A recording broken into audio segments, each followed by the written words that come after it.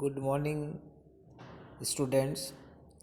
BCom first year में ABST का जो सेकंड पेपर है बिजनेस स्टैटिस्टिक्स, आज उसमें अपन जो टॉपिक ले रहे हैं उसमें फंक्शंस ऑफ स्टैटिक्स, सांख्यिकी के क्या कार्य हैं। क्योंकि ये एक विज्ञान भी है, कला भी है, और इसके आधार पर अपन ये देखें कि सांख्यिकी के क्या कार्य हैं तो रॉबर्ट डब्ल्यू वर्गेस ने सांख्यिकी के कार्यों का वर्णन करते हुए लिखा है कि सांख्यिकी का मौलिक सिद्धांत अज्ञान, पूर्व धारणा, निरंकुश सत्ता, निराधार व अरिपक्व निर्णय, परंपराएं, रूढ़िवादी सिद्धांतों के क्षेत्र को हटाकर ऐसे क्षेत्र की वृद्धि करना है जहाँ विश्लेषण किए गए परीक्षात्मक तथ्यों के आधार पर निर्णय लिए जाते हैं और सिद्धांत बनाए जाते हैं। इस आधार पर अपन ये कह सकते हैं कि सांख्यिकी के प्रमुख कार्य क्या क्या हैं। तो पहला है तथ्यों को निश्चित संख्याओं में व्यक्त करना, to express facts in exact number. क्योंकि कोई भी तथ्य होता है उसको वर्णात्मक रूप से भी व्यक्त कर सकते हैं और संख्यात्मक रूप से भी व्यक्त कर सकते हैं। तो सांख्यिकी जो है वो संख्यात्मक रूप से उनको व्यक्त करना और उसके आधार पर निर्णय लेना, या उसके आधार पर अपन सांख्यिकी विधियों का प्रयोग करेंगे और जिसके आधार पर निर्णय लेंगे। दूसरा है जटिल तथ्यों को सरल रूप में देना और समझने योग्य बनाना। कि अगला कार्य क्या है, सांख्यिकी विभिन्न तथ्यों को निश्चित रूप से प्रस्तुत करती है, और जब कोई सांख्यिकी अनुसंधान द्वारा जो समंक एकत्रित किए जाते हैं वो अव्यवस्थित होते हैं, एक सामान्य व्यक्ति उनसे कोई निष्कर्ष नहीं निकाल सकता। तो अपन पहले वर्गीकरण और सारणीयन के द्वारा, विभिन्न चित्रों द्वारा, रेखा चित्रों द्वारा उसको समझने योग्य बनाएंगे। तो ये एक प्रमुख कार्य हो गया जो आगे चलकर एक अपन चैप्टर में देखेंगे, वर्गीकरण और सारणीयन।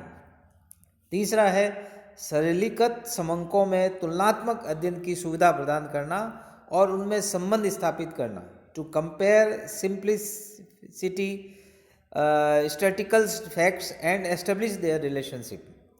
जो मुख्य कार्य जो होता है, जो तुलनात्मक अध्ययन जब किया जाता है तो उसमें तथ्यों को तुलनात्मक दृष्टि से किस तरह से व्यक्त कर सकते हैं, यह सांख्यिकी का कार्य है।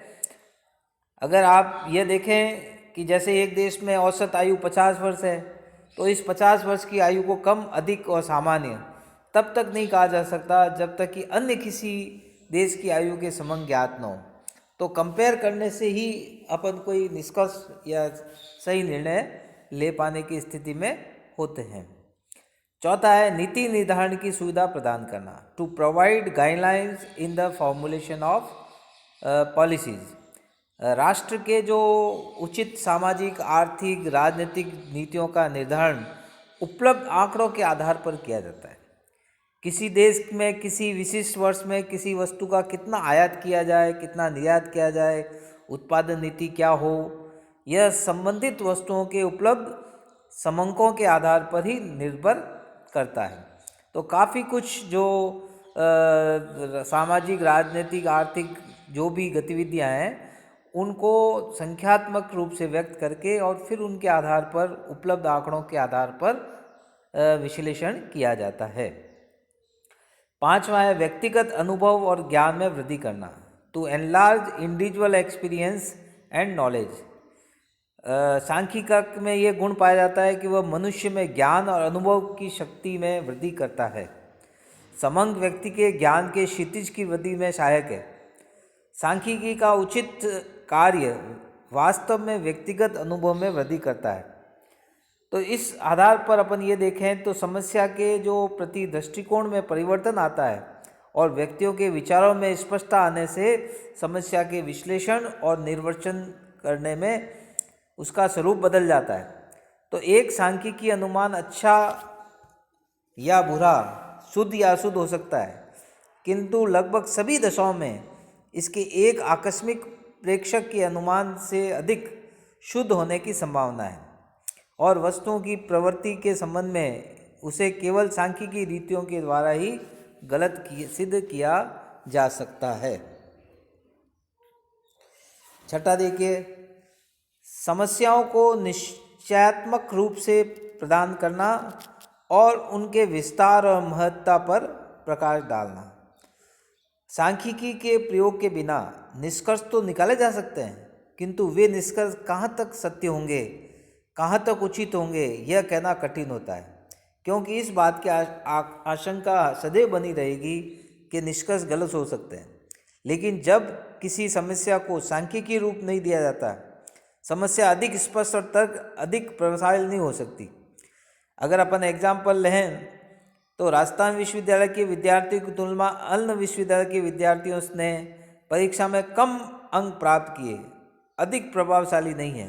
लेकिन अगर अपन समंक एकत्रित करके उनके माध्य, गुणांक, प्रतिशत के रूप में अगर व्यक्त करेंगे सांख्यिकी रूप में, तो ज़्यादा सही निष्कर्ष निकाल पाएंगे। इसीलिए संख्या शास्त्री लॉर्ड केल्विन के कथन है कि जिस विषय की बात आप कर रहे हैं, यदि आप उसे माप सकते हैं तथा संख्याओं में व्यक्त कर सकते हैं, तो आप उसके विषय में कुछ जानते हैं। लेकिन जब आप उसे माप नहीं सकते, अंकों में व्यक्त नहीं कर सकते, तो आपका ज्ञान अल्प और अपर्याप्त है। सातवां पॉइंट देखिए, दूसरे विज्ञानों के नियम की जांच करना। अनेक तथ्य ऐसे होते हैं जिसे हम निर्गमन रीति डिडक्शन मेथड से ही मालूम कर लेते हैं। उन नियमों की सत्यता का परीक्षण करने के लिए सांख्यिकी ने आगमन प्रणाली के रूप में अत्यधिक सहयोग प्रदान किया है। यही नहीं, समंकों के अध्ययन के आधार पर नए नियमों का प्रतिपादन किया जा सकता है। इस प्रकार बनाए गए नियम अधिक स्थिर, सार्वभौमिक प्रकृति के होते हैं, क्योंकि उनमें शुद्धता की जांच भी सांख्यिकी रीतियों द्वारा कर ली जाती है। आठवां पॉइंट देखिए, तथ्यों के मध्य सहसंबंध की मात्रा प्रदर्शित करना, to express the extent of correlation between facts. सांख्यिकी रीतियों द्वारा यह जानकारी मिल जाती है कि दो या दो से अधिक प्रकार के तथ्यों में पारस्परिक संबंध है या नहीं है, और यदि है तो कितना है। इस बात का ज्ञान केवल सांख्यिकी रीतियों के द्वारा ही संभव हो सकता है। अगर एग्जाम्पल लें कि भारतीय कृषि वर्षा पर निर्भर है, कृषि उत्पादन का अच्छा या खराब होना वर्षा के परिणाम पर निर्भर करता है। इस आधार पर निष्कर्ष निकाला जा सकता है कि वर्षा और कृषि उत्पादन में सहसंबंध है और एक दूसरे को प्रभाव होता है। इस प्रकार मांग और पूर्ति का सहसंबंध भी सांख्यिकी विधियों द्वारा तय किया जा सकता है। नवा पॉइंट देखिए, सांख्यिकीय वर्तमान तथ्यों का विश्लेषण करती है और भविष्य के लिए पूर्वानुमान, statistics analysis the present data and forecast for the future. सांख्यिकी में विभिन्न रीतियों की सहायता से वर्तमान स्थिति का विश्लेषण किया जाता है और भविष्य के लिए अनुमान लगाए जाते हैं, क्योंकि योजना, व्यापार, वाणिज्य में भावी अनुमान का महत्व दिन प्रतिदिन बढ़ता जा रहा है, किंतु इन अनुमानों का सही परिकलन कठिन होता है। तो अनुमान सांख्यिकी के आधार पर लगाए जा सकते हैं। सांख्यिकी में अनुमान और पूर्वानुमान के लिए अंतर्ग्रहण और बाहरीग्रहण, काल श्रेणी का विश्लेषण, समश्रयण विश्लेषण आदि विधियों का प्रयोग किया जाता है। इन अनुमानों से आयोजन बहुत सुविधाजनक हो जाते हैं। तो इस आधार पर अपन ये देख सकते हैं कि सांख्यिकी के विभिन्न प्रकार के कार्य हैं और इसीलिए इसका महत्व है, जो आगे चल के अपन सांख्यिकी की उपयोगिता और महत्व के रूप में देखेंगे।